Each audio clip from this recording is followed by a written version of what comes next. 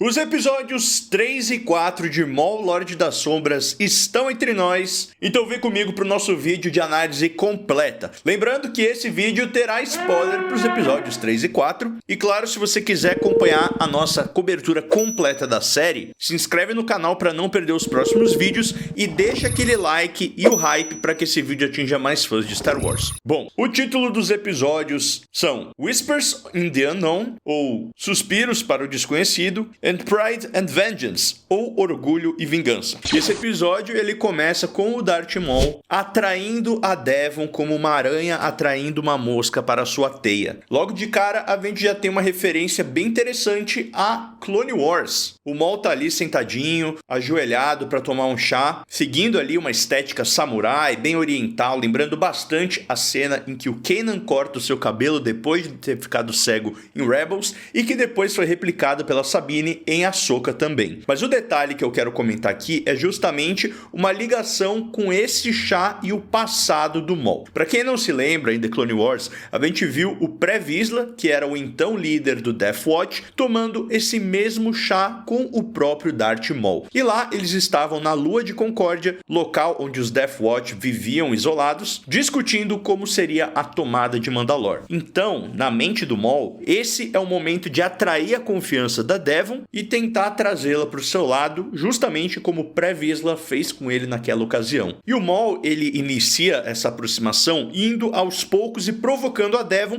e também testando seus limites, tentando induzir ela ao lado sombrio. E o Maul, que não é bobo nem nada, ele deixa metade do seu sabre de luz, vale lembrar que ele tem um sabre duplo, mas que pode ser desrosqueado e virar dois sabres simples. E ele deixa uma das metades à mostra ali para ela, ao alcance dela, contando com que ela o pegasse, o que é bem simbólico, já que o Maul tá querendo recrutá-la como sua nova aprendiz. Ele quer que ela seja a metade da sua dupla, duas metades de um todo, um mestre e um aprendiz. E é interessante ver que a Devon, desde o começo, tá bem inclinada a pegar o sabre logo de cara e partir para a ofensiva, que é um paralelo muito interessante com o conflito interno que a gente viu passando pela cabeça do Luke Skywalker no final do episódio 6, onde ele tá capturado pelo Imperador e ele vê seus amigos sendo destruídos na batalha de Endor e ele fica nessa de pegar o sabre de luz e atacar o Imperador, mesmo isso sendo contra o caminho dos Jedi. Afinal, o Jedi nunca deve atacar primeiro, ele deve sempre buscar uma resolução pacífica e usar o sabre de luz apenas como uma defesa. A gente vê isso no quarto episódio, quando o mestre Dak faz uma proposta ao Maul para que ele se renda, ao invés de já partir para a briga.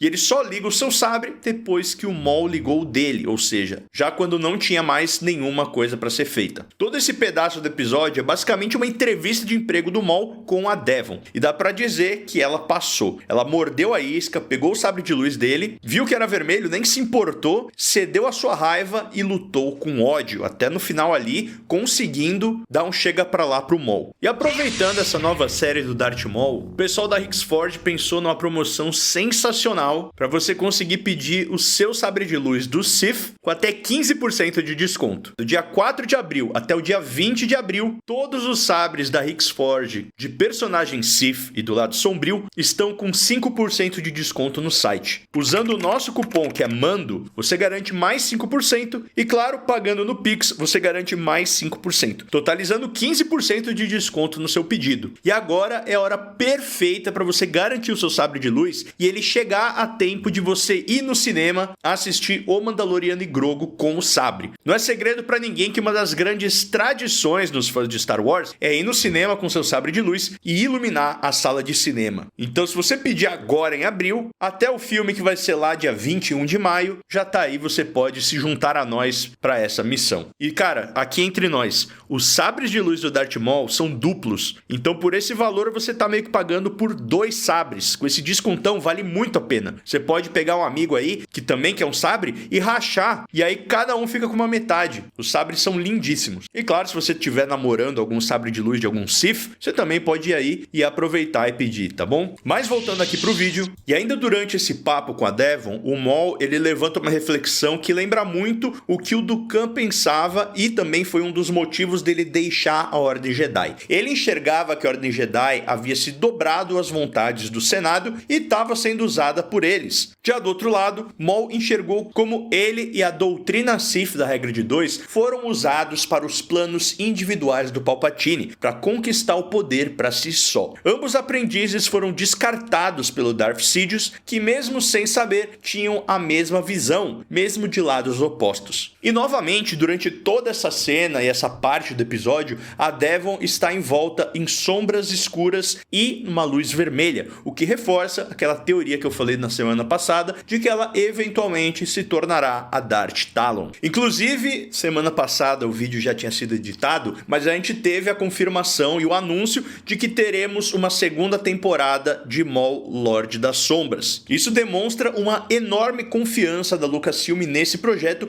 e sinaliza que essa história do Maul tem muita lenha para queimar. Bom, vamos falar um pouquinho agora do núcleo da lei lá, os policiais. O Capitão Lawson segue na sua investigação e, cara, assim, eu gosto muito do Wagner Moura, eu acho que ele tá mandando bem aqui na interpretação, mas o personagem dele, ele até tem potencial, é interessante, mas também é inegável que ele acaba sendo um cara bem clichê. Tendo até todo o lance de pai ausente, que vai no jogo, mas sai no meio, sabe? Aquele clichê de filme de esporte que a criança olha pra arquibancada e tá o lugar do pai vazio e ela fala, ele não liga pra mim. Sabe, tipo isso? É uma coisa que a gente já viu sendo muito feita, então eu acho que em relação ao Lawson poderia rolar algo mais original. Tudo parece meio genérico, meio preguiçoso, até então, né, o desenvolvimento do personagem. Parece que pegou o checklist de coisas que acontecem com detetive em filme, sabe? E foram dando check em tudo. Dito isso, como eu falei, o personagem tá legal, poderia estar melhor, mas é interessante ver como o Wagner Moura vem se tornando um bom dublador, ainda mais na língua inglesa, né? Principalmente pelo trabalho dele no filme do Gato de Botas, que ele é a morte. Puta, eu acho que ele manda muito bem naquele filme. E não só isso, o Wagner Moura tá com muita moral na Lucasfilm. De acordo com uma agência de notícias portuguesa chamada Lusa, a Disney fez até uma operação logística bem complexa para ajustar o cronograma da série animada para garantir a participação do ator brasileiro. O Wagner Moura estava protagonizando uma peça que ia conflitar com a agenda das gravações de Maul Lorde das Sombras. E ao invés de buscar um substituto, a equipe da produção da Lucasfilm optou por atrasar e adaptar o cronograma da animação para ter a presença do Wagner Moura. Então eles realmente queriam muito que fosse o Wagner Moura para esse papel. Ah, e ainda nessa matéria a gente também teve umas aspas aqui do próprio Wagner Moura falando como que é entrar para esse mundo de Star Wars. Aspas para ele. Todos nós crescemos assistindo aos filmes de Star Wars e eu fiquei muito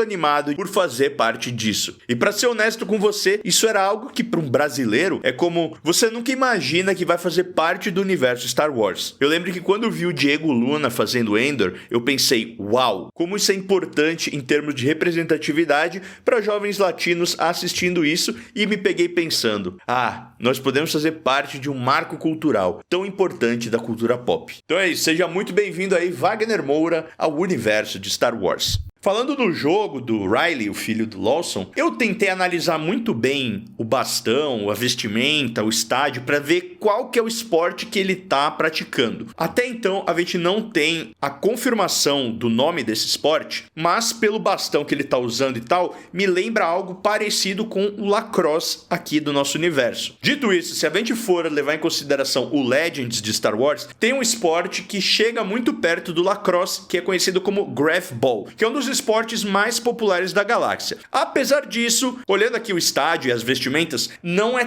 tão parecido com o Graph-Ball quanto eu imaginei. Então a gente ainda não tem uma confirmação, mas assim que a gente descobrir esse esporte, eu comento aqui pra vocês. Ainda sobre a família do Lawson, a gente teve uma revelação de que a ex-mulher dele trabalha pro Império, o que adiciona a essa aversão, esse medo que o próprio Lawson tem do Império, e traz algumas camadas interessantes para essa dinâmica com ele e a sua ex-mulher, e até do fato da guarda do Riley estar com ele ao invés dela. Então vamos acompanhar para ver se essa trama vai ser mais desenvolvida, se a ex-mulher dele vai aparecer ou se vai ficar por isso mesmo. Até porque no final do quarto episódio a gente descobre que o Império chegou, então quem sabe a ex-mulher dele tá nessa parada, pode aparecer ou algo do tipo. Eu acho que pode trazer uma profundidade, um conflito maior pro personagem. Inclusive quem trouxe essa fofoca sobre a ex do Lawson foi o próprio Two Boots, que teve um embate direto com o Lawson nesses dois episódios episódios, colocando essa amizade deles à prova. O Tio Boots questiona ele e essa insistência em quebrar protocolo, dando até uma alfinetada no Lawson, falando que ele vive criticando o Império por ser autoritário, mas quando é ele que tem que passar por cima dos outros, usando da sua própria autoridade, aí tudo bem. Eu achei bem legal esse shadezinho aí que o droid soltou. Claro que mais pra frente, o Lawson acaba se vingando, desligando o Tio Boots e impedindo que ele chamasse o Império. Mas nada disso funcionou, já que no final do episódio, como eu comentei, o droid revela que emitiu o aviso e o Império finalmente chegou a Janix. Então bora falar do Império? Cara, eu tô gostando muito de como o Império tem sido trabalhado até agora na série. Tá me lembrando um pouco até de Endor, com essa presença ameaçadora que assombra a galáxia, mesmo não estando presente ainda no planeta. Todo mundo tem medo e quer distância do Império. E agora, finalmente, o Império chegou a Janix. Inclusive, a cena do Star Destroyer chegando e pairando pela cidade lembrou muito Rogue One, quando a gente viu o Star Destroyer pairando por Jedha, e foi uma baita cena. Eu posso estar viajando, mas eu juro que eu ouvi um pedacinho ali da Marcha Imperial, que é o tema do Império, mas também é muito ligado ao Darth Vader. O que me faz pensar e levantar aqui pra vocês, me digam se vocês acham que vai acontecer ou não, se nós teremos um duelo entre o Vader e o Maul até o final da temporada. Eu acho que seria um dos duelos mais aguardados e mais insanos da história. Ainda mais tendo isso em animação, que dá mais liberdade pra ser trabalhado. Mas isso aqui é uma aposta, um devaneio meu aqui, e eu acho que isso aconteceria pra fechar a temporada mesmo. Até porque os trailers, eles deram uma pequena entregada nos personagens que vão caçar o Maul, pelo menos nesses primeiros episódios. Eles foram até citados no começo do episódio. Tem uma hora que o Maul cita os caçadores de Jedi enquanto ele fala com a Devon. Mas quem seriam esses caçadores de Jedi? Justamente os Inquisidores. Os Inquisidores, eles eram um grupo formado por usuários da Força, geralmente Jedi caídos, que acabaram jurando lealdade ao Império e caçavam os Jedi sobreviventes da Ordem 66. E pelo trailer, a gente vai ter o retorno de dois Inquisidores conhecidos. O 11º irmão, que a gente conheceu em Histórias do Jedi, e o Marrok, que a gente viu em Ahsoka. Dito isso, o Merrick tem uma história interessante, ainda mais se a gente lembrar que lá em Ahsoka, a gente viu uma versão revivida dele, como se ele tivesse sido trazido de volta à vida através da Magic, que é a mágica das Irmãs da Noite. Então, aqui em Maul, Lorde das Sombras, eu acho que a gente vai conhecer ele enquanto ainda estava vivo, e de repente a gente vê como foi que ele morreu. Bom, nesses episódios a gente também teve o retorno do Sindicato dos Pikes. Pra quem não lembra, eles já apareceram bastante em Solo, uma história Star Wars, The Clone Wars, Outlaws e o livro de Boba Fett. Eles eram uma das organizações criminosas mais poderosas da galáxia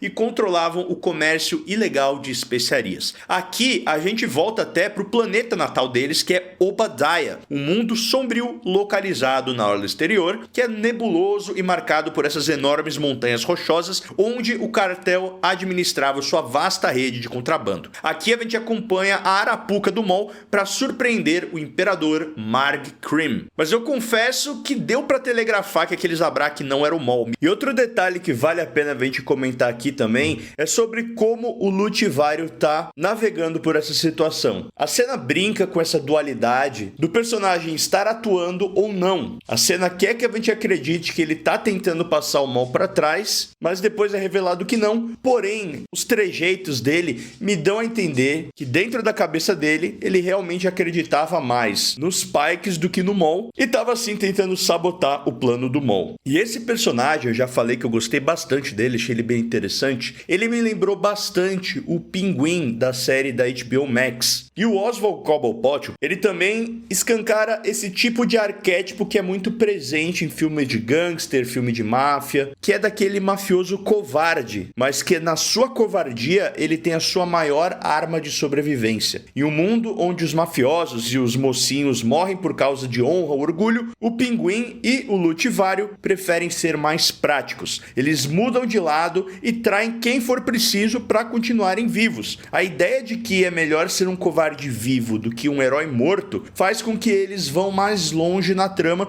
do que outros personagens mais fortes ou mais éticos. Aqui, a covardia acaba sendo premiada e eu acho isso um conceito muito interessante. Enquanto os outros morrem por não abrir mão de seus princípios, o Pinguim e o Lutivário vão se adaptando enfrentando as situações e acabam sempre de pé, provando que às vezes a astúcia e o oportunismo valem muito mais do que a lealdade em um jogo de poder. De qualquer forma, a partir do momento que o Maul entra em cena, rola um baita do massacre, com direito à referência aos últimos Jedi, com o Maul ativando seu sabre de luz com a força e matando o Marg Cream à distância. Que lembrou demais o Kylo Ren ativando o sabre de luz e matando o supremo líder Snoke. Essa parte eu achei sensacional. Mas vamos então pro clímax dos dois episódios, que é o confronto entre a força-tarefa de Janix e a gangue do Maul. Eu achei que a cena funcionou super bem e também nos rendeu uma conexão bem interessante com a 7ª temporada de Clone Wars. Aqui a gente vê o Maul e o Lawson tentando entrar num acordo ali, e o Lawson oferecendo que o Maul se entregasse e fosse julgado pelas leis de Janix e não do Império. O Maul dá risada, rechaça isso, e aí ele fala a seguinte frase: morra bem. Essa frase foi dita na 7ª temporada, justamente no momento em que o Gar Saxon, que era o líder dos Mandalorianos que estavam ali no grupo do Maul, incluindo essa galera aí da Rook Cash, que foram os poucos sobreviventes desse conflito, o Gar Saxon tá pedindo ajuda pro Maul, já que ele tá emboscado ali pela Bo-Katan e suas forças no cerco de Mandalore. Mas o Maul descarta completamente o Gar Saxon e já tá partindo para uma outra coisa ali, justamente quando ele tem o duelo com a Ahsoka. E nessa ocasião, ele descartando o Gar Saxon, ele fala exatamente essa frase: morra bem. A gente também já viu essa frase sendo dita lá na série da Ahsoka pelo Enoch, enquanto ele entrega as armas para Sabine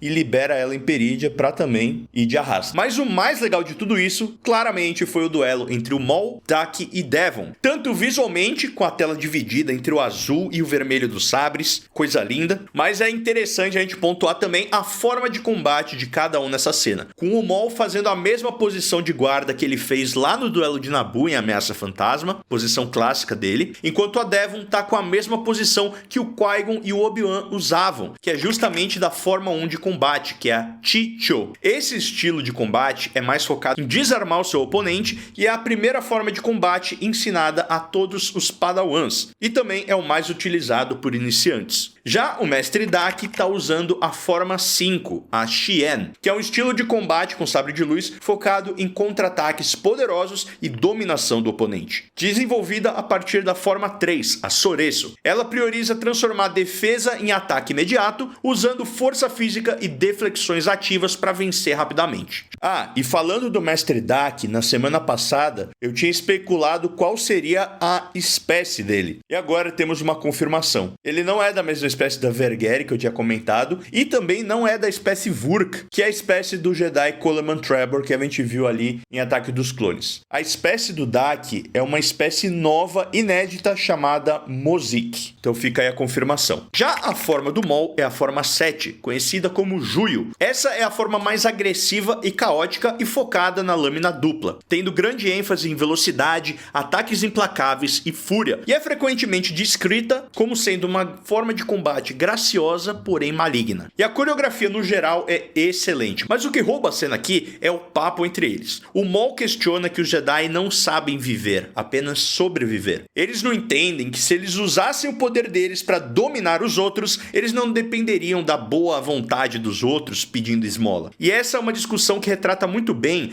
a visão de mundo dos Sith e dos Jedi. Os Sith veem a força como um meio de acumular poder, como literalmente um poder que eles têm, que eles possuem. E eles usam disso para ter cada vez mais poder através da dominação. Eles são egoístas, eles pensam apenas em si mesmos, em tomar as coisas, no prazer. Já os Jedi veem a força como uma dádiva, uma parte natural das coisas. Os Jedi não usam a força, mas sim fazem a sua vontade. Eles são altruístas, eles buscam servir o povo e proteger aqueles que precisam. Eles se veem como guardiões da paz e da justiça. O que é um link até com a frase do Chubutz mais cedo, falando que na época da República, se tivesse um planeta com problemas, eles entravam em contato com a República e ela mandava 1 ou 2 Jedi ali para ajudar. Um paralelo gritante aí com o Império, que se tem algum problema, eles chegam ali para apertar ainda mais a coleira e afirmar o seu domínio. Então, como eu tinha comentado na nossa análise da semana passada, esses próximos episódios vão ser bem mais direto ao ponto e focado em desenrolar essa história. Então eu curti bastante o desenvolvimento de personagem que a gente teve com a Devon. Eu tô achando que ela vai roubar a cena, vai ser uma grande protagonista aqui nessa temporada, e eu sigo na torcida para a teoria da Darth Talon estar certa. Ainda mais projetando para uma segunda temporada. Eu acho que essa primeira poderia fechar justamente com essa transformação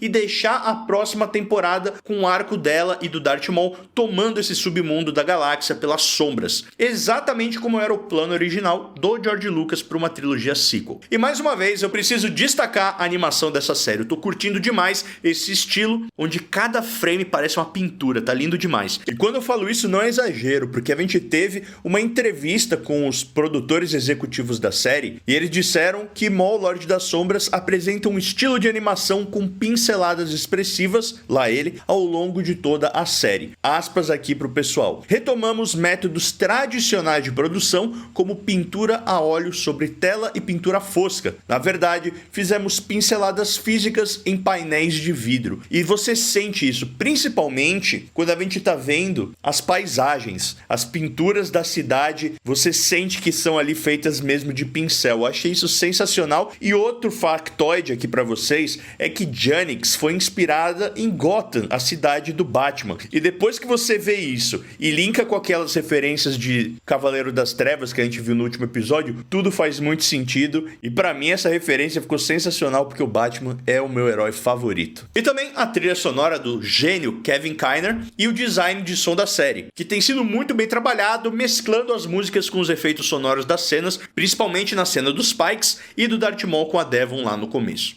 E durante essa semana, o canal oficial de Star Wars lançou um featurette mostrando bastidores da série e algumas curiosidades. E falando aqui na mixagem de som, a gente viu que os próprios gritos do Sam Witwer, enquanto interpretando o Maul, foram incorporados no som do seu sabre de luz.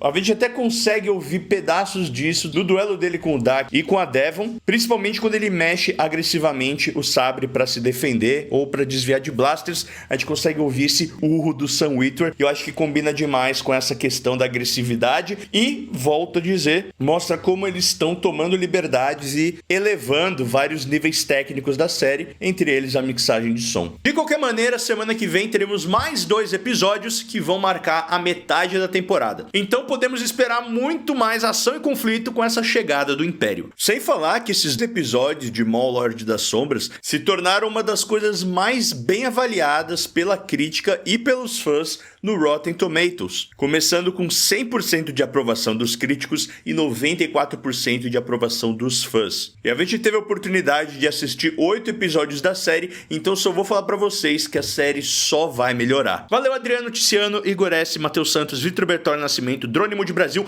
Wilson Neno Gomes, Christian Pereira e Guilherme Janucci por serem membros apoiadores. Vejo vocês na próxima, deixa o like aí e this is the way.